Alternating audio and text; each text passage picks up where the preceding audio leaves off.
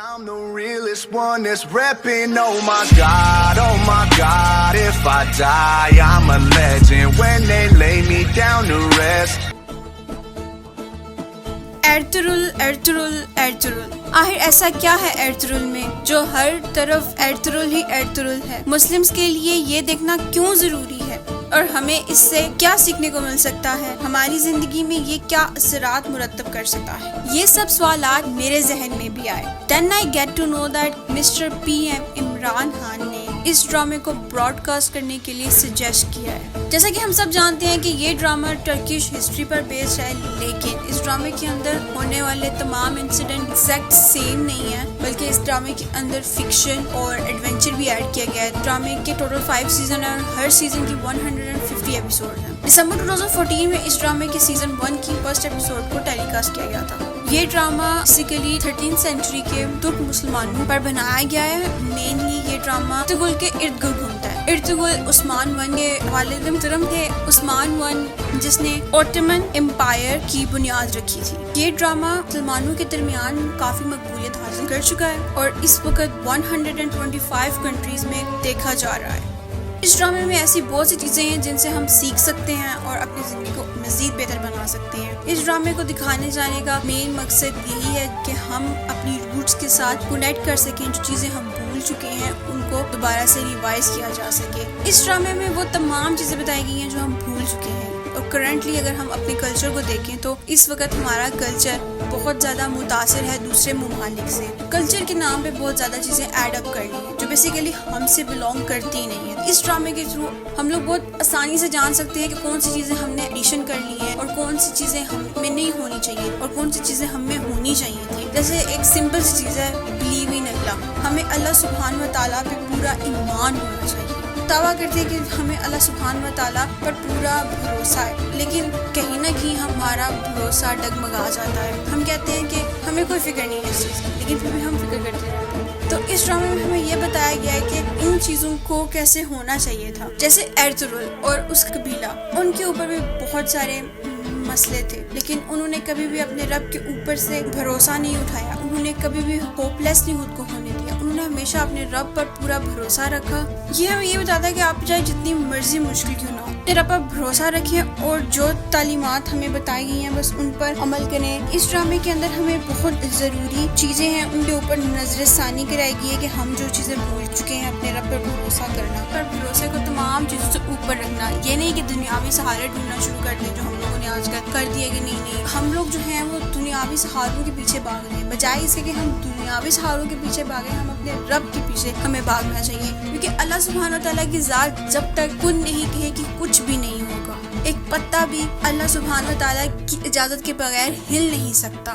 تو جب ایک پتا نہیں ہل سکتا تو ہماری زندگی میں کچھ بھی کسی کی بھی چاہنے یا نہ چاہنے سے کیسے ہو سکتا ہے. تو ہمیں اپنے رب پر پورا بھروسہ رکھنا چاہیے اور اپنے رب سے مانگنا چاہیے. ارطغرل ایک جگہ پہ کہتا ہے جب تک ہم اللہ سبحانہ و تعالیٰ کے بتائے ہوئے راستے پر چلیں گے تو کوئی بھی ہمیں گھٹنوں تک نہیں لا سکتا.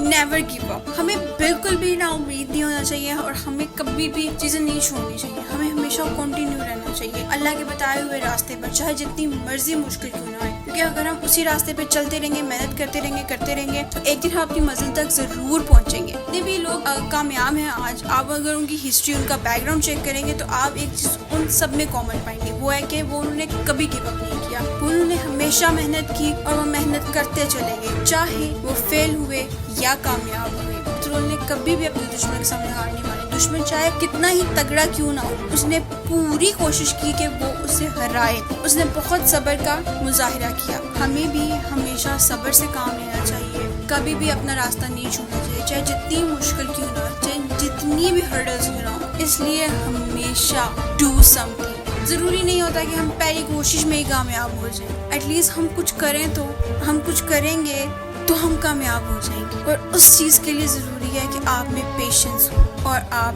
بس کرتے چلے جائیں اپنے رب پہ بھروسہ رکھ کے کہ آپ کو کامیابی ملے گی تو آپ کو 100% ملے گی. اس ڈرامے میں بہت ہی خوبصورت بات یہ بھی بتائی گئی ہے کہ ہم لوگ جو ہیں وہ دنیا کے پیچھے بھاگ رہے ہیں، اندھے ہو گئے ہیں. ہمیں بس یہ دنیاوی چیزیں چاہیے، ہماری دنیا میں خواہشات پوری ہونی چاہیے. ہم اپنا مین مقصد بھول گئے ہیں کہ ہمیں اپنے رب کے ساتھ تعلق قائم کرنا ہے. ہم اگر اپنے رب کے ساتھ تعلق قائم کر لیں گے تو ہمیں سب کچھ ویسے ہی مل جائے گا.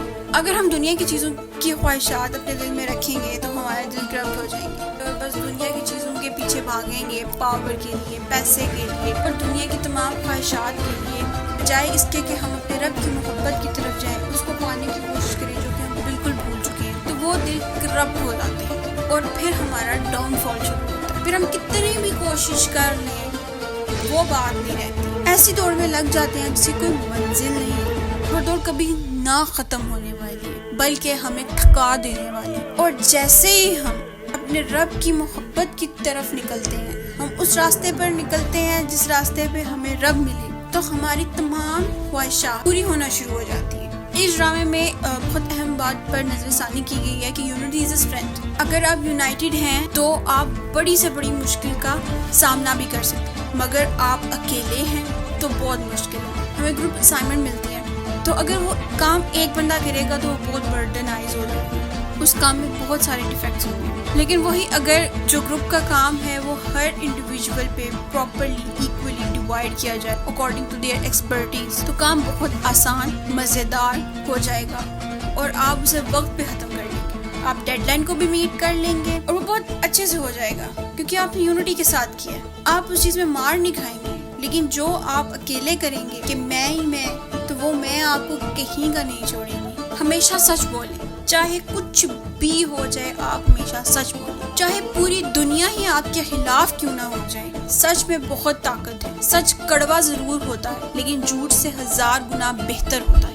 اب ایک جھوٹ بولیں گے آپ کو 100 جھوٹ اور بولنے پڑیں گے کور اپ کرنے کے لیے. آپ مسلسل ایک دلدل میں دھنستے چلے جائیں گے جس سے باہر آپ نکل نہیں سکتے کیونکہ آپ کو تو جھوٹ بولنے کی عادت ہے. وہیں اگر آپ سچ بولیں گے تو آپ کو کوئی پریشانی نہیں ہوگی، کوئی مینٹل سٹریس نہیں ہوگا، کوئی تکلیف نہیں ہوگی. آپ کبھی اوور کمٹمنٹ نہیں کریں گے. آپ جو بات ہوگی وہ اسٹریٹ فارورڈ کریں گے اور آپ کی زندگی بہت آسان ہوگی. ہم لوگوں نے خود ہی یہ طے کر لیا ہے اپنے سے کہ جھوٹ بولنا بہت ضروری ہے. جھوٹ کے بغیر آپ سروائیو نہیں کر سکتے. حالانکہ ہمارا مذہب ہمیں یہی سکھاتا ہے کہ ہمیں سچ بولنا چاہیے. سچ سے بڑی کوئی طاقت نہیں، لیکن نہیں، ہمیں تو جھوٹ بولنا اچھا لگتا ہے. تو اگر آپ دور کا سوچیں تو مجھے نہیں لگتا کہ کوئی بھی انسان جھوٹ بولے گا. ہم صرف وقتی چیزوں کو کور اپ کرنے کے لیے جھوٹ بول دیتے ہیں جو کہ بعد میں ہمارے لیے بہت سی پریشانیوں کا باعث بنتا ہے.